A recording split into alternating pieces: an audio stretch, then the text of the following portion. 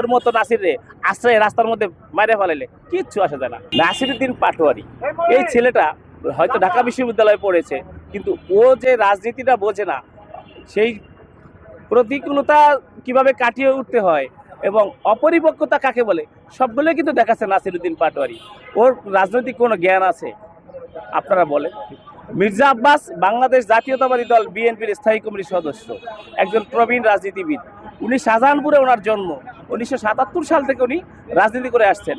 উনি সাবেক কমিশনার, উনি সাবেক এমপি, সাবেক মন্ত্রী। আর ওনার সামনে যদি একজন অতিশয় ভদ্রলোককেও জামাত জোট প্রার্থী করতো, মনে করতাম যে না আসলে কি একটা যোগ্য প্রার্থীকে ওরা সামনে আনছে।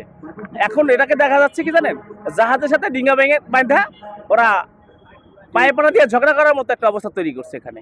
কিন্তু আমাদের যে নেতা, জননেতা মির্জা আব্বাস, উনি তো যথেষ্ট প্রজ্ঞাসম্পন্ন ব্যক্তিত্ব, যথেষ্ট ধৈর্যশীল ব্যক্তি, এবং আমরা যারা ওনার কর্মী আমরা যথেষ্ট ধৈর্যের পরিচয় দিচ্ছি।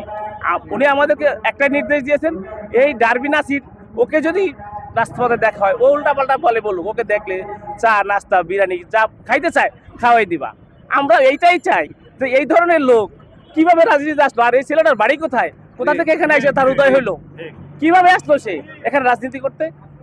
ঢাকা শহরের রাজনীতি এত সোজা না। কমিশনার শব্দের যথার্থতা উনি জানে। আপনার মনে হয় কমিশনার মানে কি?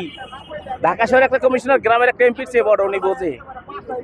উনি যদি বুঝতো এই যে লেখাপড়া যা করছে আসলে কি পুঁথিবিদ্যা নাকি আসলে সঠিক শিক্ষা শিক্ষিত হয়েছে আমি বুঝি না। আর এটা প্রাতিষ্ঠানিক শিক্ষা, এটা প্রাতিষ্ঠানিক শিক্ষার দরকারও নাই, এটা হচ্ছে পারিবারিক শিক্ষা নিতে হবে। আপনি দেখছেন গত পরশুদিনকেও আমাদের জননেতা জনাব তারেক রহমান বিএনপির চেয়ারম্যান উনি রংপুরের জনসভায় গেছে, জনগণ দাঁড়াই গেছে রাস্তার মধ্যে, উনি গাড়ি থেকে নেমে গেছেন, নেমে জনতার কাছে মিশে গেছেন। একটি বুঝতে হবে রাজনীতিটা কি, জনগণ কি চায়, জনগণের পালস বুঝতে হবে।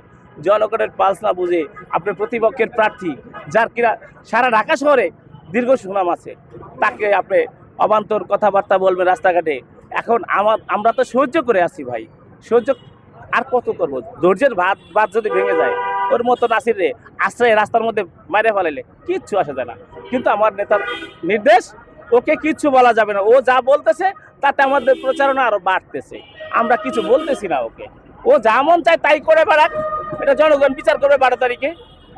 আপনারা দেখবেন, আপনারা যদি সহযোগিতা করেন, আল্লাহ যদি সহায় হয়, বিএনপি যদি পাশ করে, তারেক রহমান যদি প্রধানমন্ত্রী হন, ওর মতো নাসিরের বাসায় ডাইকে নিয়ে বুঝাবে যে রাজনীতি কাকে বলে, পাশে থেকে শেখো।